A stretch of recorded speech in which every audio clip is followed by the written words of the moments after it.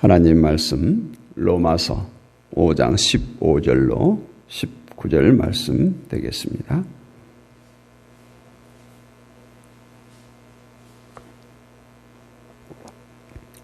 로마서 5장 15절로 19절 말씀 우리 한 목소리로 같이 읽겠습니다. 그러나 이 은사는 그 범죄와 같지 아니하니 곧 한 사람의 범죄를 인하여 많은 사람이 죽었은즉 더욱 하나님의 은혜와 또한 한 사람 예수 그리스도의 은혜로 말미암은 선물은 많은 사람에게 넘쳤느니라. 또 이 선물은 범죄한 한 사람으로 말미암은 것과 같지 아니하니 심판은 한 사람으로 말미암아 정죄에 이르렀으나 은사는 많은 범죄로 말미암아 의롭다 하심을 이름이니라. 한 사람의 범죄로 말미암아 사망이 그 한 사람을 통하여 왕노릇하였은즉 더욱 은혜와 의의 선물을 넘치게 받는 자들은 한 분 예수 그리스도를 통하여 생명 안에서 왕노릇하리로다. 그런즉 한 범죄로 많은 사람이 정죄에 이른 것 같이 한 의로운 행위로 말미암아 많은 사람이 의롭다 하심을 받아 생명에 이르렀느니라. 한 사람이 순종하지 아니하므로 많은 사람이 죄인 된 것 같이 한 사람이 순종하심으로 많은 사람이 의인이 되리라. 아멘. 한 사람. 오늘 말씀 보니까 한 사람, 한 사람 이런 단어가 많이 등장하죠.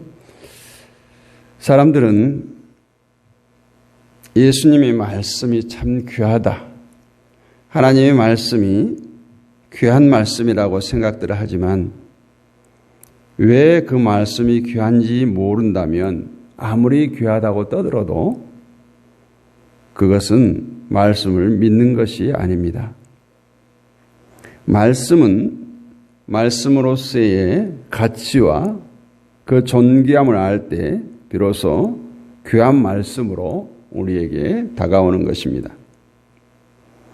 이 말씀에 담겨 있는 생명을 발견했을 때 귀한 말씀이고 은혜의 말씀이지 말씀에 담겨 있는 그 생명을 발견하지 못함으로 소경과 같은 존재로 어떻게 이 말씀의 귀함을 깨닫게 되겠습니까? 그런데 오늘날 사람들은 이 말씀의 존귀함, 말씀의 가치를 생명을 기준으로 찾는 것이 아니라 자신의 감정을 기준으로 찾습니다. 그래서 내 마음에 와닿고 내 마음을 흡족하게 해주고 뭔가 위로를 던져주는 내 생각과 잘 맞아떨어지는 말씀을 들었을 때 은혜 받았다. 참 좋은 말씀이다. 이렇게 합니다. 이렇게 되면 하나님의 말씀이 어떤 사람에게는 은혜의 말씀이 되고 어떤 사람에게는 냉랭한 말씀이 될 수밖에 없습니다. 가령 평소에 인간의 도덕적 삶에 관심을 두고 있었던 사람이라면 그런 도덕적인 삶을 외치는 설교를 들을 때 은혜 받았다고 할 겁니다. 또 도덕적인 삶에 대한 관심보다는 선교에 많은 관심을 가진 사람은 선교에 대한 설교를 들을 때 은혜 받았다. 도덕적인 삶에 대해서는 그냥 시큰둥하게 생각할 것입니다. 그래서 오늘날 목사님들이 각양각색의 성도들을 대상으로 설교할 때 각가지 입맛에 맞춘 설교로 하기 위해서 고심을 합니다. 그러나 말씀의 존귀함, 말씀의 가치를 내 감정에 준해서 분별해서는 안 됩니다. 내 감정은 그 자체가 이미 하나님 중심이 아니라 말씀 중심이 아니라 내 중심이기 때문에 그렇습니다. 고린도전서 15장 48절 50절 말씀을 보면 무릇 흙에 속한 자는 저 흙에 속한 자들과 같고 무릇 하늘에 속한 자는 저 하늘에 속한 자들과 같으니 우리가 흙에 속한 자의 형상을 입은 것 같이 또한 하늘에 속한 자의 형상을 입으리라. 형제들아, 내가 이것을 말하노니 혈과 육은 하나님 나라를 유업으로 받을 수 없고 또한 썩은 것은 썩지 아니한 것을 유업으로 받지 못하리라. 이렇게 말씀합니다. 흙에 속한 자로서는 하늘에 속한 것을 이해할 수가 없다는 말씀이죠. 그렇다면 흙에 속한 내 감정으로 하늘의 진리를 이해하고 분별하겠다고 나서는 것은 큰 실수를 하는 것입니다. 말씀은 받는 자에 의해서 이해하는 방향이 전혀 달라지게 됩니다. 그래서 흙에 속한 자인가 하늘에 속한 자인가에 따라서 전혀 다른 말씀으로 이해될 것이고, 당연히 세상적이고 육신적인 개념에 의해서 땅에 속한 사람들은 말씀을 받아들일 수밖에 없습니다. 그래서 이 흙에 속한 자, 고린도전서에서 말하는 흙에 속한 자에게 하늘에 속한 자인가, 이것을 말씀으로 다가왔을 때 그들이 과연 영의 눈이 띄어지지 않고는 도저히 구별하기 어렵습니다. 성경은 어찌 보면 하나님의 뜻과 정반대로 보는 자의 마음대로 보여지게 됩니다. 도덕군자의 마음으로 보게 되면 하나님의 말씀이 윤리와 도덕을 가르치는 말씀으로 보이고, 교회 부흥의 마음을 두고 보게 되면 하나님의 말씀은 교회의 부흥을 돕는 말씀으로 보여지게 되고, 생존에 집착하는 마음으로 보게 되면 나의 생존을 책임져주는 말씀으로 보여지게 됩니다. 그러나 이 내 마음이 아무리 깨끗하고 양심적인 마음이라고 할지라도 그것은 육신적인 마음일 뿐입니다. 여전히 나의 욕구, 나의 소원을 그대로 간직한 채 말씀을 바라보게 됩니다. 결국 이러한 마음으로 말씀을 대하고 분별하는 것은 이 말씀 속에 예수 그리스도를 보지 못하게 하는 결과를 초래할 뿐입니다. 그래서 신자는 자기 마음을 덮어버리고 오직 하나님의 마음을 말씀 속에서 찾아가야 됩니다. 그리고 그 마음으로 말씀을 대해야 됩니다. 그럴 때 내 마음으로 보지 못했던, 세상적인 생각으로 발견하지 못했던 하늘의 진리를 발견하게 될 줄로 믿습니다.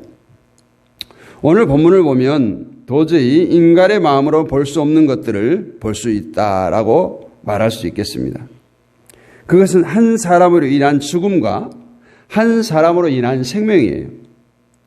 그런데 죽음과 생명에 대한 문제는 평소에 건강한 사람들에게 별 관심거리가 아닙니다. 인간은 말씀에서 이 죽음과 생명이란 문제를 제해버리고 오직 내가 살아있는 동안 세상 가운데 생존의 문제에만 치중하고 살아가요.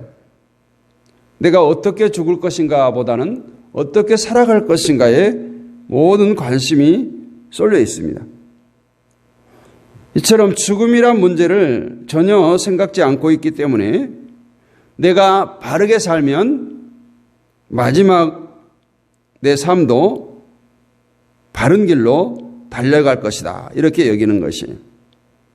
오늘 15절에서 곧 한 사람의 범죄를 인하여 많은 사람이 죽었은즉 이렇게 말하고, 16절에서 심판은 한 사람을 인하여 정죄에 이르렀으니 말하고, 17절에서 한 사람의 범죄를 인하여 사망이 그 한 사람으로 말미암아 왕노릇하였은즉, 18절에서 그런즉 한 범죄로 많은 사람이 정죄에 이른 것 같이, 19절에서 한 사람의 순종치 아니함으로 많은 사람이 죄인 된 것 같이, 이렇게 말하죠. 이처럼 여러 구절에서 말하는 것은 한 사람으로 인한 죽음과 정죄와 사망과 심판을 이야기하고 있어요. 이것이 오늘 아담의 후손인 우리들의 현실이라는 거예요. 이 현실은 우리가 살아가면서 많은 사람들의 죽음에 대한 소식을 접하고 또 가깝게 친지와 식구들의 죽음을 통해서 얼마든지 확인할 수 있는 문제입니다. 죽음은 분명히 세상에 죄가 들어오고 그 죄로 인해서 사망이 오고 사망이 왕노릇하고 있다는 증거예요. 그렇다면 우리는 모든 문제를 이 죽음을 떠나서 생각할 수가 없습니다.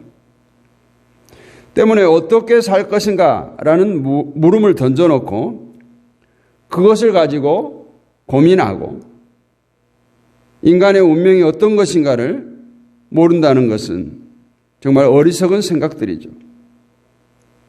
이런 죽음에 대한 문제에 무지하기 때문에 자연히 죽음을 극복하고 존재하는 생명에 대해서도 별 관심을 보이지 않게 됩니다.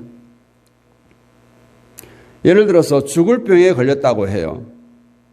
그런데 어디에 이 병에 대한 전문가가 있고 약이 있고 고칠 수 있다 하면 그것을 향해서 달려가지 않겠습니까?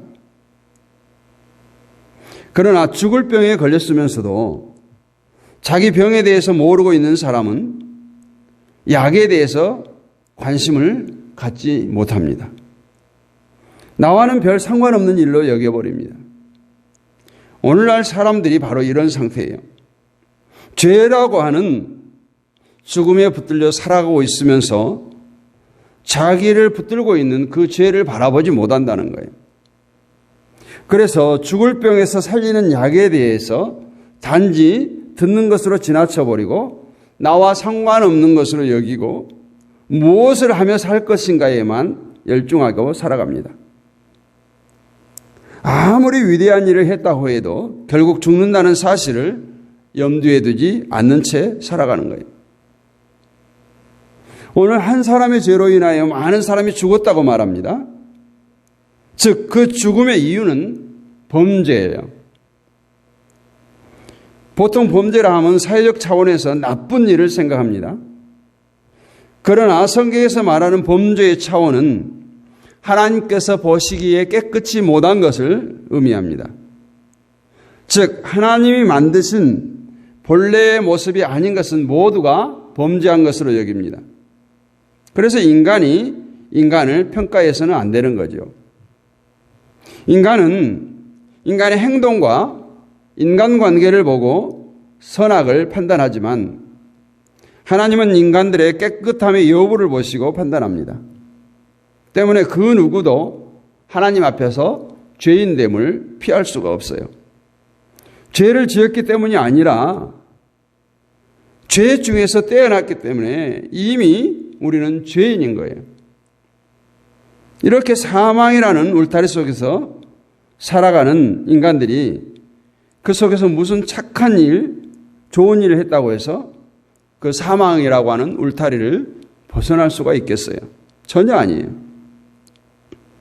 이렇게 사망에 갇혀서 살아가는 우리들에게 희망을 주고 기쁨을 주는 말씀이 오늘 본문에 함께 등장을 해요.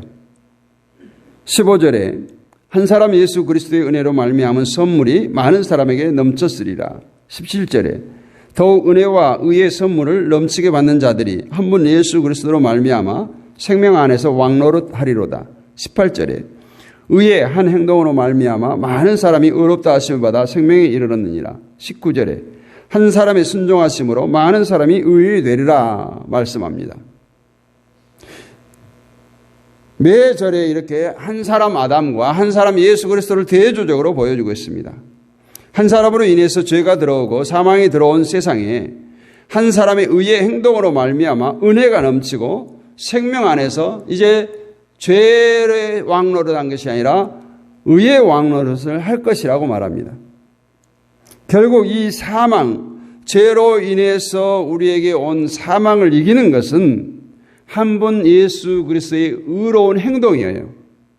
그 행동으로 인해서 많은 사람들에게 은혜가 넘치게 되고 의롭다 하심을 받고 영생에 이르게 되는 것입니다. 이것을 우리는 복음이라고 합니다. 은혜는 죽음을 이기는 요소가 들어있어요. 죽음을 이기지 못하면 참된 은혜라고 할 수 없습니다. 그런데 지금 교회들은 인간의 감정을 자극하면서 그것을 은혜라고 말합니다. 은혜는 내 기분에 좋고 내 마음에 맞는 것이 아닙니다. 생명은 인간의 모든 것을 부수면서 어느 것 하나 용납하지 않습니다. 생명은 인간이 추구하고 인간이 목표했던 모든 것을 공격합니다. 이러한 생명이 우리에게 들어올 때 과연 내 기분이 좋고 마음에 흡족하겠습니까? 오히려 심한 충돌, 갈등이 발생한다는 것을 우리는 염두에 두어야 합니다. 그렇기 때문에 내 감정과 내 마음을 가지고 말씀을 분별하는 것은 결국 자기 중심으로 나갈 수밖에 없어요.